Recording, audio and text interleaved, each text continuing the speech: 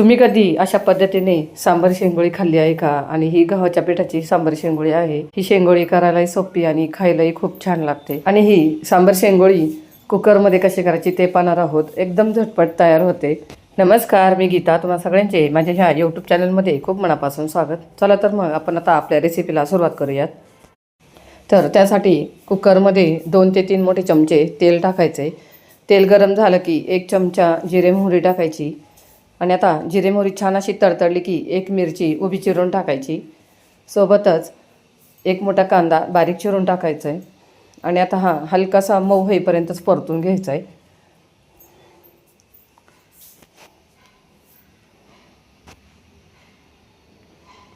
आता इथे कांदा थोडासा परतून झाला की बारीक चिरलेली कोथिंबीर टाकायची आणि आता मिक्स करून घ्यायची.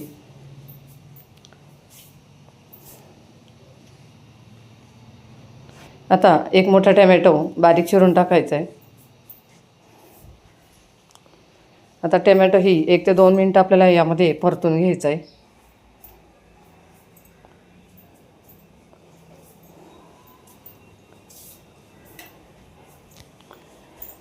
तर अशा पद्धतीने टोमॅटो कांदा छान असा परतला आहे. आता यामध्ये 1 मूठभर शेंगदाणे यामध्ये टाकायचे आहेत. आता शेंगदाण्यामुळे ह्या सांबार शेंगोळीला खरंच खूप भारी चव लागते. आता शेंगदाणे व्यवस्थित मिक्स करून झालेत. 1 ते 2 मिनिटं परतून झालेत. आता यामध्ये भिजवलेले सोयाबीन टाकायचे आहेत. तर 5 मिनिटं मी हे गरम पाण्यात सोयाबीन भिजत ठेवले होते आणि त्यातलं पाणी काढून आपल्याला हे सोयाबीन यामध्ये टाकायचे आहेत. आणि सोयाबीन 1 मिनिटभर परतून घ्यायचं आहे. सोयाबीन परतून झालं की यामध्ये आपल्याला डाळे टाकायचे आहेत. तर इथे मी पाववाटी तूर डाळ, पाववाटी मसूर डाळ आणि पाववाटी मुगाची डाळ घेतली होती. तिन्ही डाळी स्वच्छ धुवून ठेवल्या त्या. आणि आता ह्या 5 ते 10 मिनटं भिजत ठेवल्या त्या. आता ह्या डाळी आपल्याला यामध्ये टाकून 2 ते 3 मिनटं परतून घ्यायच्यात. आता यामध्ये मसाले टाकायचे आहेत.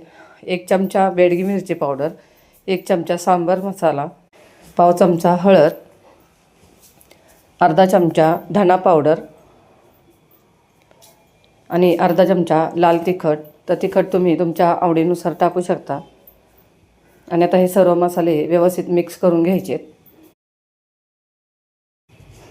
2 ते 3 मिनटं मसाले यामध्ये छान असे मिक्स करून घ्यायचे. आता यामध्ये पाणी टाकायचं आहे. तर इथे मी 2.5 तांबे पाणी टाकलेलं आहे.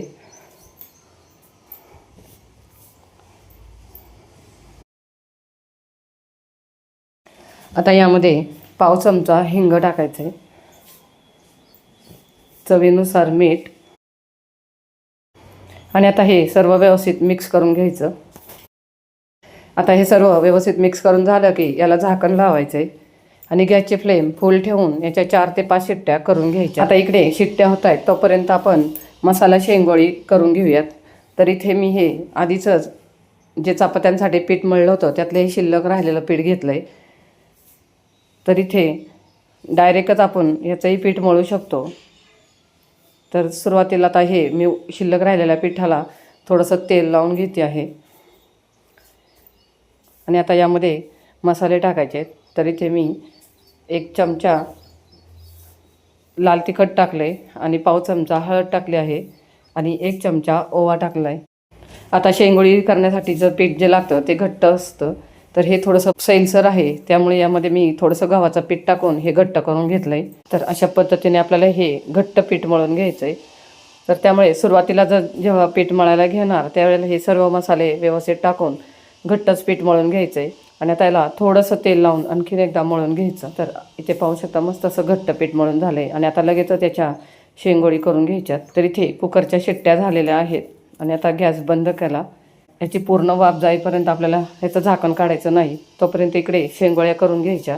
तर अशा पद्धतीने एक छोटासा उंडा घ्यायचा आहे. थोडंसं पीठ लावायचं आहे आणि आता याचा रोल करायचा आहे पोलपटावर. तर हाताच्या साहाय्याने याचं व्यवस्थित असं फिरवत रोल करून घ्यायचा. आणि अशा पद्धतीने रोल करून झाला की एक छोटासा तुकडा तोडून घ्यायचा आहे आणि अशा पद्धतीने त्याला आकार द्यायचा आहे. तर एकदम पटकन होतात हे अशा शेंगोळ्यासुद्धा. तर तुम्ही अशा शेंगोळ्या तुम्ही लहान मुलांच्या मदतीने करू शकता. त्यांनाही थोडीशी मज्जा आणि ते माझ्या ह्या अशा पद्धतीने हे मी शेंगोळे करून घेतल्यात. किंवा याऐवजी ह्याची चपाती लाटून सुरीच्या साहाय्याने याचे चौकोनी तुकडे करून सुद्धा आपण ह्या करू शकतो. तरी ते मी ह्या दोन्ही पद्धतीच्या केल्या आहेत. आणि आता हे इथे शेंगोळे तयार झालेत. कुकरची वाफ गेली का ते चेक करूयात. आता कुकरची वाफ गेली आहे, याचं झाकण काढूया. आता हे व्यवस्थित मिक्स करून घ्यायचं आहे. तर इथे डाळ पण छान अशी शिजली आहे. आता ह्या तयार शेंगोळे आपल्याला यामध्ये टाकायच्यात. तर त्याआधी गॅस चालू करायचा आणि याला उकळी येत असताना यामध्ये शेंगोळ्या टाकायच्या. तर अशा पद्धतीने ते मी सर्व शेंगोळ्या टाकून घेतल्यात. आणि ते मी काही चकोल्यासुद्धा केल्या त्या चौकोनी, त्यासुद्धा यामध्ये टाकून घेतल्यात. आणि आता यात आणखीन थोडंसं अर्धा ग्लास इतकं पाणी टाकलं आहे, म्हणजे हे मापात होईल, घट्ट होणार नाही. तुम्ही तुमच्या अंदाजानुसार करू शकता. आणि आता हे मिक्स करून झालं की याला झाकण लावायचं आहे आणि 3 शिट्ट्या करून घ्यायच्यात. तर इथे जर तुम्ही संपूर्ण चपाती लाटून ह्याच्या चौकोनी तुकड्यांच्या चकोल्या केल्या तर 2 शिट्ट्याच घ्यायच्या फुल गॅसवर, म्हणजे त्या पटकन व्यवस्थित मापात शिजतात. आता ह्या आम्ही गोल राऊंड आकारात केल्यामुळे ते 3 शिट्ट्या घेतलेल्या आहेत. त्याच्यात 3 शिट्ट्यानंतर पूर्ण वाफ गेल्यावर झाकण काढले. मस्त अशा आपल्या ह्या शेंगोळ्या तयार झाल्यात आणि करपल्यासुद्धा नाही, एकदम परफेक्ट प्रमाणात झाल्यात. आता यावर बारीक केलेली कोथिंबीर टाकायची. तर मैत्रिणींनो, तुम्हाला ही आजची सांबर शेंगोळीची रेसिपी कशी वाटली कमेंट करून नक्कीच सांगा. आणि व्हिडिओला लाईक शेअर नक्कीच करा. चला तर मग पुन्हा भेटूया अशाच एका नवीन रेसिपीसोबत. धन्यवाद.